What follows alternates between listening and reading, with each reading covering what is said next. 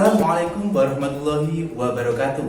Perkenalkan, saya Eko Aris yang sering disapa EA dalam program Info Pendidikan.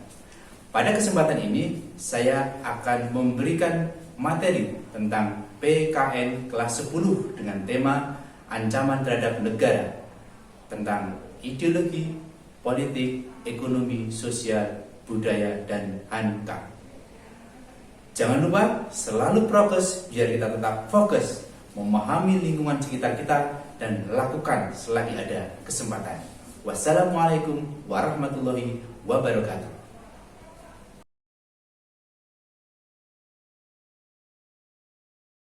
Setiap negara pasti berupaya untuk menjaga dan memperkokoh integrasi dan stabilitas nasional wilayahnya.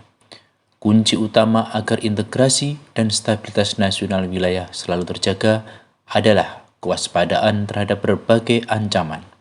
Ancaman tersebut seperti ancaman di bidang ideologi, politik, ekonomi, sosial, budaya, pertahanan, dan keamanan. Nah, apa yang Anda ketahui mengenai ancaman terhadap ideologi, politik, ekonomi, sosial, budaya, dan pertahanan keamanan? Guna mempelajari materi tersebut, kita simak penjelasan berikut ini.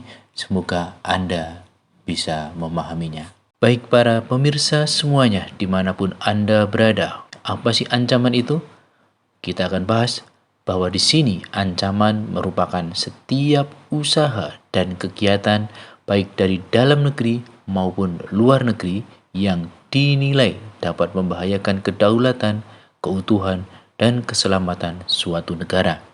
Nah, di sini berbagai bentuk usaha yang memiliki sifat dan tujuan untuk mengubah, mengganti, merombak berbagai kebijakan yang dilakukan secara konseptual dengan menggunakan tindakan politis dan kriminal. Maka, secara umum, ancaman ini sangat membahayakan bagi kedaulatan negara. Melihat secara geografis, Indonesia terletak di antara dua benua, yaitu benua Australia dan benua Asia, serta dua samudra, yaitu Samudra Hindia dan Samudra Pasifik. Nah, dengan letak strategis tersebut, maka bukan tidak mungkin dan bahkan dipastikan ada ancaman-ancaman yang nantinya akan mengarah kepada kedaulatan Indonesia. Untuk itu, dengan posisi yang strategis ini, kita sebagai warga negara Indonesia harus waspada langkah-langkah apa yang harus kita tempuh dan kita harus mengenali ancaman-ancaman tersebut. Untuk jenis ancaman, sebagaimana Buku Putih Pertahanan Indonesia tahun 2015 menyatakan bahwa berdasarkan jenisnya, ancaman itu digolongkan ke dalam ancaman militer, ancaman non-militer, dan ancaman hibrida. Untuk ancaman militer, ancaman yang dilakukan dengan menggunakan kekuatan senjata dan memiliki bahaya yang dapat meruntuhkan keutuhan wilayah negara, kedaulatan, dan keselamatan bangsa dan negara.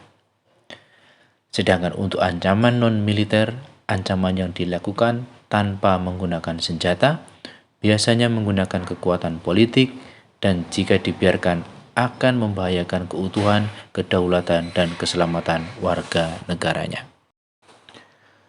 Berdasarkan Undang-Undang Nomor 3 Tahun 2002 tentang Pertahanan Negara, maka bentuk ancaman militer ini dapat berupa sebagai berikut. Yang pertama yaitu agresi, di mana agresi itu suatu penggunaan kekuatan bersenjata oleh negara lain terhadap kedaulatan negara, keutuhan wilayah negara, dan keselamatan segenap bangsa. Adapun yang kedua yaitu pelanggaran wilayah yang dilakukan oleh negara lain, baik menggunakan kapal maupun pesawat non-komersial.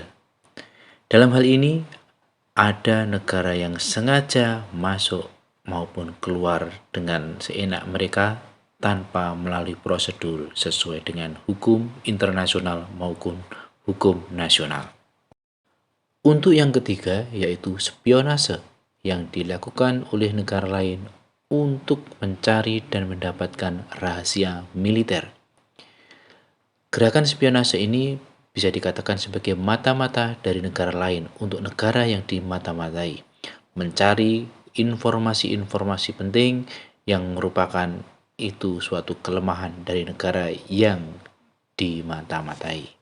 Kemudian yang keempat, ada suatu aksi teror bersenjata yang dilakukan oleh jaringan teroris yang sifatnya bisa internasional atau bekerja sama dengan teroris dalam negeri. Kemudian yang kelima yaitu suatu pemberontakan, yaitu cara, proses, perbuatan memberontak atau menentang terhadap kekuasaan yang sah. Dalam hal ini, banyak pemberontak-pemberontak di dalam negeri yang merasa tidak puas terhadap pemerintahan yang sah, sehingga mereka cenderung ingin memisahkan diri. Kemudian yang keenam yaitu adanya perang saudara, di mana perang yang tidak melampaui wilayah negara tertentu. Perang saudara ini bisa menjadi atau bisa terjadi karena berbagai macam alasan, seperti masalah etnis, kesenjangan ekonomi, konflik agama, gejolak politik, dan masih banyak lagi, di mana tersebut bisa mengakibatkan terjadinya permasalahan atau konflik antar warga negaranya sendiri, sehingga dinamakan perang saudara. Yang ketujuh adalah sabotase. Sabotase ini bisa merusak instalasi penting militer dan objek-objek vital nasional yang membahayakan keselamatan bangsa dan negara. Dengan adanya bentuk-bentuk ancaman tersebut, maka perlu adanya strategi yang dipakai. Apa itu strateginya? Yaitu menempatkan Tentara Nasional Indonesia sebagai komponen utama dengan didukung oleh komponen cadangan dan pendukung. Dalam hal ini, komponen cadangan terdiri atas warga negara, sumber daya alam, sumber daya buatan, serta sarana dan prasarana nasional yang telah disiapkan untuk dikerahkan melalui mobilisasi guna memperbesar dan memperkuat komponen utama. Adapun komponen pendukung terdiri atas warga negara, sumber daya alam, sumber daya buatan, serta sarana dan prasarana nasional yang secara langsung atau tidak langsung dapat meningkatkan kekuatan dan kemampuan komponen utama dan komponen cadangan. Baiklah para sobater semuanya, para pemirsa semuanya yang masih setia dengan video ini. Sekarang kita juga akan membahas tentang ancaman-ancaman apa saja yang masuk kategori non-militer. Yang pertama yaitu ancaman di bidang ideologi. Dalam hal ini, ancaman ideologi merupakan ancaman yang dilakukan untuk mempengaruhi ideologi dan mengancam dasar falsafah negara, yaitu Pancasila. Ancaman di bidang ideologi ini dinilai memiliki kemampuan yang membahayakan pola pikir masyarakat Indonesia, sehingga mengancam falsafah Pancasila. Secara tegas, Indonesia menolak paham yang bertentangan dengan nilai-nilai Pancasila. Banyak paham di luar sana yang sedikit banyak mempengaruhi pola pikir dan perilaku masyarakat Indonesia, seperti liberalisme, kapitalisme, komunisme, khilafaisme, atau paham-paham yang berpotensi merusak disintegrasi bangsa. Kemudian yang kedua yaitu ancaman di bidang politik. Ancaman di bidang politik ini dapat dilakukan dari dua aspek, baik itu dari dalam negeri maupun dari luar negeri. Ancaman dari dalam negeri ini bisa bersumber pada penggunaan kekuatan berupa pengerahan massa untuk menumbangkan pemerintahan yang berkuasa atau pemerintahan yang sah, untuk menggalang kekuatan politik, untuk melemahkan pemerintah. Juga ada ancaman separatis. Kemudian ancaman dari luar negeri dilakukan oleh suatu negara untuk menekan Indonesia, bisa berupa intimidasi, provokasi, blokade politik. Nah, ancaman terhadap politik ini bisa juga ikut campurnya negara lain dalam urusan dalam negeri Indonesia, seperti hak asasi manusia, hukum, pemilihan umum, dan lain sebagainya. Sistem politik liberal yang mengutamakan kepentingan individu atau kelompok menjadi ancaman dalam kehidupan demokrasi Pancasila. Ancaman berikutnya yaitu ancaman di bidang ekonomi. Ancaman di bidang ekonomi ini bisa dikelompokkan menjadi dua, yaitu secara internal maupun secara eksternal. Secara internal bisa berupa inflasi, pengangguran, infrastruktur yang tidak memadai, dan sistem ekonomi yang tidak jelas.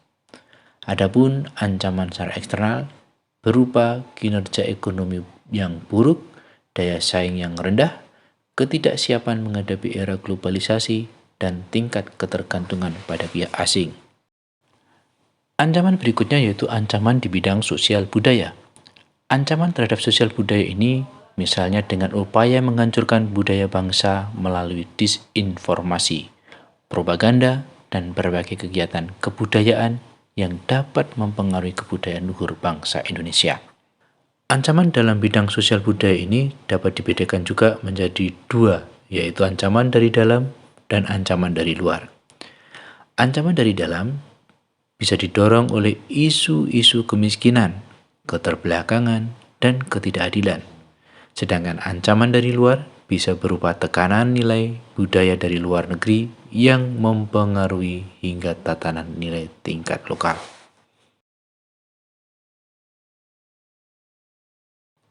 Dan berikut adalah contoh ancaman di bidang sosial budaya yang sudah merebak dan berkembang di lingkungan sekitar kita.